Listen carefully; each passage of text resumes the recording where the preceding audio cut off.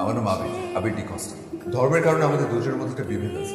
আপনার মেয়ে আমাকে ভালোবাসে, আপনার মেয়ে সব কিছু ছেড়ে ছুড়ে আমার কাছে চলে গেছে। আমি যদি চাইতাম ওকে রেখে দিতে পারতাম, ওকে বিয়ে করে সারা জীবন পার করে দিতে পারতাম। মেয়ে আমি আপনার কাছে রেখে গেছি। আমি আশা করবো আপনার আমার সম্পর্কটাকে মেনে নেবেন। আমি অপেক্ষা থাকবো। আমি চাইলেই তোমাকে বিয়ে করতে পারি, আমি তোমাকে এই শহর থেকে বের করে দিতে পারি, কিন্তু সেটা আমি করছি না। কারণ তুমি একজন সাহসী ভালো ছেলে। পৃথিবীর সব বাবাই চাইবে তোমার মতো একটা ভালো ছেলের হাতে তার মেয়েকে তুলে দিতে। আমিও তাই চাই, তো আমি সেটা পারছি না। তোমার মতো একটা বিধর্মীর সাথে আমার মেয়ের বিয়ে হলে একটা কন্ট্রোভার্সি তৈরি হবে। প্লিজ বাবা, আমার মেয়েটাকে তুমি ভুলে যাও।